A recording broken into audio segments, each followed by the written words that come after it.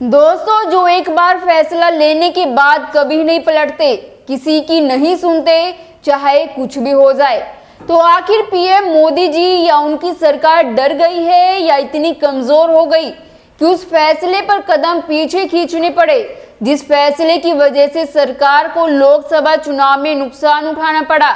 एक important bill जिसको मोदी जी किसी भी हालत में लागू करना चाहते थे, वो वापस लेना पड़ा।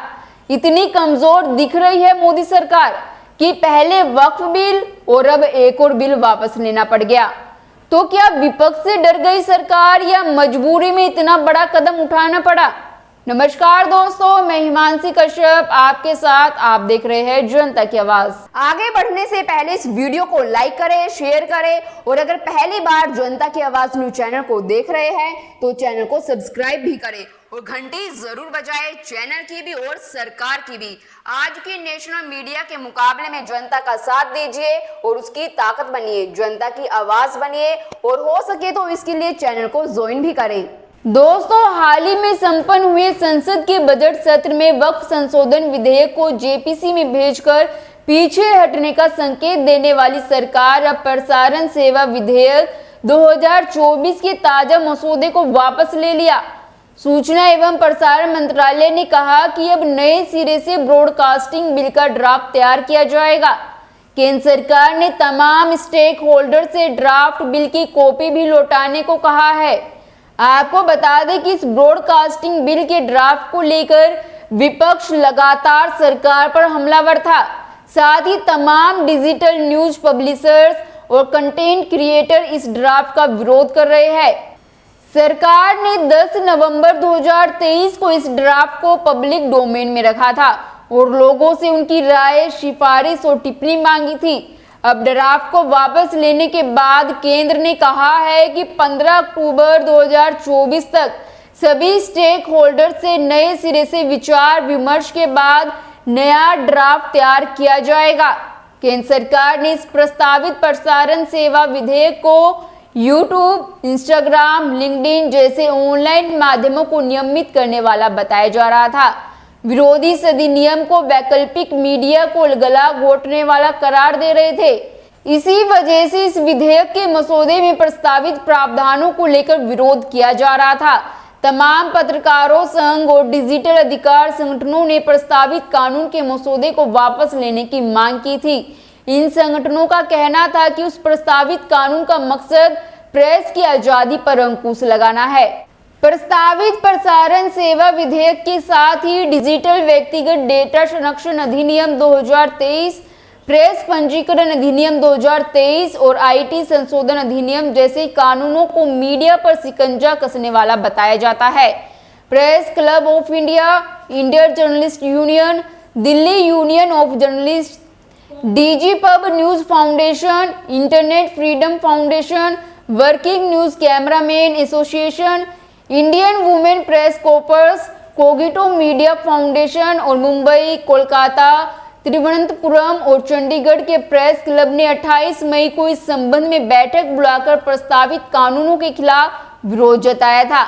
मोदी सरकार के चारों प्रस्तावित कानून जनता के जानने के अधिकार पर सीधा हमला है। ब्रॉडकास्ट सर्विसेज रेगुलेशन बिल का मसौदा ओटीटी प्लेटफॉर्म और डिजिटल सामग्री को शामिल करने के लिए रेगुलेशन की बात कहता है। यह मसौदा लोगों से फीडबैक लेने के लिए बांटा गया था। यह नवंबर 2023 में शुरू हुआ था, जब मंत्रालय द्वारा पहला मसौदा अपलोड किया गया था। केंद्र सरकार ने ब्रॉडकास्टिंग बिल का जो ड्राफ्ट तैयार किया था, उसमें डिजिटल वेबसाइट्स, ओटीटी प्लेटफॉर्म से लेकर यूट्यूब, फेसबुक, ट्विटर और नेटफ्लिक्स जैसे प्लेटफॉर्म्स के कंटेंट को रेगुलेट करने की बात थी। बिल के ड्राफ्ट में कहा गया था कि ब्रॉडकास्टर्स के लिए एक नई रेगुलेटरी बॉडी बनेगी, जिसका नाम ब्रॉडकास्टिंग अथॉरिटी ऑफ इंडिया होगा। यही बॉडी ब्रॉडकास्टिंग से जुड़े बिल के लागू करवाने और उसकी निगरानी के लिए जिम्मेदार होगी। इस ड्राफ्ट में कहा गया था कि बिल के लागू होने के बाद डिजिटल प्लेटफॉर्म पर न्यूज पब्लिश करने वाले ब्रॉडकास्टर को डिजिटल ब्रॉडकास्टर के तौर पर जाना जाएगा। ड्राफ्ट में यह भी प्रावधान था कि डिजिटल प्लेटफॉर्म पर जो कंटेंट प्रसारित होगा उसको रेगुलेट करने के लिए कंटेंट इवैल्यूएशन कमेटी बनेगी। यही कमेटी डिजिटल प्लेटफॉर्म्स पर पब्लिश होने वाले कंटेंट को कंप्लायंस सर्टिफिकेट जारी करेगी। इस ड्राफ्ट में सेल्फ रेगुलेशन के लिए भी एक सिस्टम क्रिएट करने का प्रावधान था। नया ब्रॉडकास्टिंग बिल लाने के पीछे केंद्र सरकार का तर्क है कि इससे वह ब्रॉडकास्टर्स के लिए रेगुलेटरी फ्रेमवर्क बनाना चाहती है ताकि फेक न्यूज से लेकर हेट स्पीच, भ्रामक कंटेंट पर रोक लगाई जा सके और प्लेटफॉर्म को अकाउंटेबल यानी जवाबदेह बनाया जा सके। बिल का ड्राफ्ट सामने आया तो डिजिटल न्यूज पब्लिशर्स और इंडिविजुअल कंटेंट क्रिएटर्स ने इसका विरोध शुरू कर दिया। उनका तर्क था कि केंद्र सरकार इस बिल के जरिए एक तरीके से उन पर सेंसरशिप लागू करना चाह रही है। बिल में जिस तरीके के प्रावधान हैं उसके मुताबिक कोई भी डिजिटल न्यूज पब्लिशर या इंडिविजुअल कंटेंट क्रिएटर सरकार की किसी तरह से आलोचना नहीं कर पाएगा। ड्राफ्ट में एक प्रावधान था डाटा के लोकलाइजेशन और डाटा एक्सेस का। डिजिटल न्यूज पब्लिशर और कंटेंट क्रिएटर्स का तर्क था कि इससे डाटा का एक्सेस सरकार को मिल जाएगा और निजता का उल्लंघन होगा।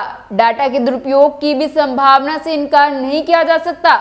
एक और महत्वपूर्ण बात यह थी कि इस ड्राफ्ट के मुताबिक इंस्टाग्राम इन्फ्लुएंसर्स और यूट्यूबर को उनके यूजर बेस या सब्सक्राइबर के आधार पर डिजिटल न्यूज ब्रॉडकास्टर की कैटेगरी में रखा गया था। इसका मतलब यह है कि उन्हें भी कंटेंट के लिए सरकार से रजिस्ट्रेशन कराना पड़ता, जिसे वो फ्री स्पीच पर हमला बता रहे थे। ब्रॉडकास्टिंग बिल का ड्राफ्ट जब से पब्लिक डोमेन में आया तभी से विपक्षी पार्टियां सरकार पर हमलावर थी और अघोषित तौर पर सेंसरशिप लाने का आरोप मढ़ रही थी। विपक्ष ने संसद सत्र में भी इस मामले को उठाया और बिल का ड्राफ्ट तैयार करने के लिए पत्रकारों से लेकर सिविल सोसाइटी के मेंबर्स और दूसरे स्टेक होल्डर्स को कमेटी में शामिल करने की मांग की थी। यह देखना भी बाकी है कि क्या भाजपा, जिसके पास अब 63 सांसद कम है और लोकसभा में उसका अपना बहुमत नहीं है, अपने पुराने एजेंडे को आगे बढ़ाने में अधिक संयमित और कम सक्षम होगी, जिसके तहत वह सभी मीडिया और अभिव्यक्ति को नियंत्रित करने का प्रयास कर रही है, जैसा कि आईटी नियमों के तहत स्पष्ट हो गया। आईटी नियमों पर कम से कम 2 बार हाईकोर्ट रोक लगा चुका है। खैर, आपकी इस पर क्या राय है, हमें कमेंट कर जरूर बताएं और बाकी खबरों के लिए देखते रहिए जनता की आवाज।